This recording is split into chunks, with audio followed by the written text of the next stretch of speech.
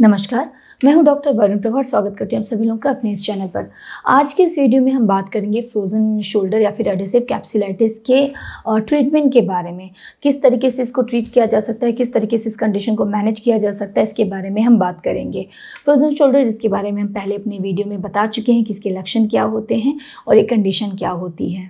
इस कंडीशन में हमारे जो कंधे हैं उसके मूवमेंट में रिस्ट्रिक्शन आ जाती है, कई बार बिल्कुल मूवमेंट नहीं होता है, उसमें स्टिफनेस रहता है जो कि कई कारणों से हो सकता है, जिसके बारे में ऑलरेडी हम डिस्कस कर चुके हैं। तो हम इसके ट्रीटमेंट के बारे में बात करेंगे और बाकी से जो जुड़ी जानकारियाँ वो भी मैं आपके साथ शेयर करूंगी। लेकिन आगे बढ़ने से पहले एक छोटा सा रिमाइंडर कि जल्दी से जल्दी हमारे चैनल आप सब्सक्राइब कर लें ताकि आपको कोई भी अपडेट मिस ना हो। तो आगे बढ़ते हैं। तो जो ये कंडीशन होता है फ्रोजन शोल्डर, इसके आप जब ट्रीटमेंट के लिए जाते हैं अपने डॉक्टर के पास तो वो आपके जो शोल्डर्स हैं उसके एग्जामिनेशन के लिए कुछ एक मूवमेंट्स आपसे करवाते हैं, देन उसको रिलैक्स करने के लिए कहते हैं, उसके बाद उसके मूवमेंट्स को चेक करते हैं सो दैट जो एक्टिव रेंज ऑफ मोशन है और पैसिव रेंज ऑफ मोशन है उसको चेक किया जा सके, क्योंकि जो फ्रोजन शोल्डर है वो दोनों को ही अफेक्ट करता है।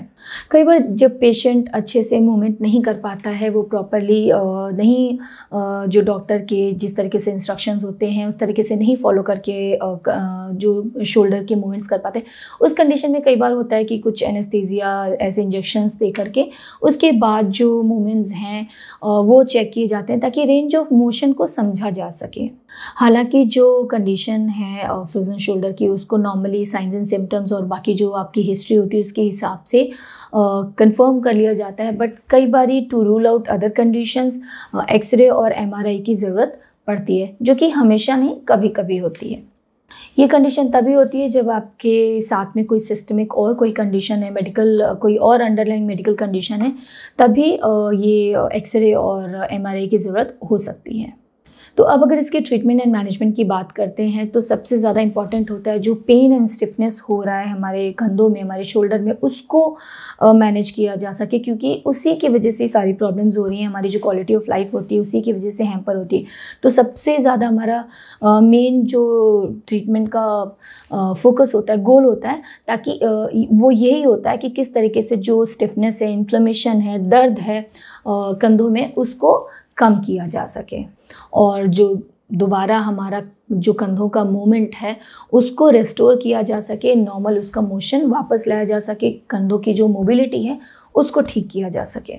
तो अगर मेडिकेशन की बात करें तो कई सारी दवाइयों का इस्तेमाल करते हैं जो कि बेसिकली पेन किलर्स होते हैं, एंटी इन्फ्लामेटरी ड्रग्स होते हैं ताकि दर्द और इन्फ्लामेशन को कम किया जा सके। और उसके अलावा जो थेरेपीज़ होते हैं जहाँ पे फिजिकल थेरेपिस्ट की ज़रूरत पड़ सकती है, जो आपको किस तरीके के मूवमेंट्स आपको करने हैं, किस तरीके की एक्सरसाइजेस करनी है सो दैट आपकी जो कंधों की मोबिलिटी है वो नॉर्मलाइज हो सके, उसके लिए हमें एक्सपर्ट की एडवाइस की ज़रूरत पड़ती है। साथ ही साथ अगर आप सपोर्टिवली जानना चाहते हैं कि आप और क्या कर सकते हैं अपने मेडिकल ट्रीटमेंट के अलावा, अपने मेडिकल और अपने एक्सपर्ट्स के एडवाइस के अलावा भी, तो हमारी टीम ने डिस्क्रिप्शन बॉक्स में एक ऐसा ही लिंक दिया है जहाँ पे फ्रोजन शोल्डर के लिए क्या एक्सरसाइजेज आप फॉलो कर सकते हैं, आप वहाँ पे देख सकते हैं जिसकी आप मदद ले सकते हैं। तो ये तो थे बेसिक ट्रीटमेंट मोडालिटीज़ जहाँ पे हम कुछ एक दवाइयों और जो एक्सरसाइजेज हैं उनका इस्तेमाल करते हैं। उसके अलावा जब नहीं बेनिफिट होता है और लॉन्ग टाइम के लिए कंडीशन बनी रहती है, ऐसी कंडीशन में कई बारी और भी कुछ एक मोडालिटीज़ का इस्तेमाल किया जा सकता है, जैसे कि स्टेरॉयडल इंजेक्शंस दिए जा सकते हैं।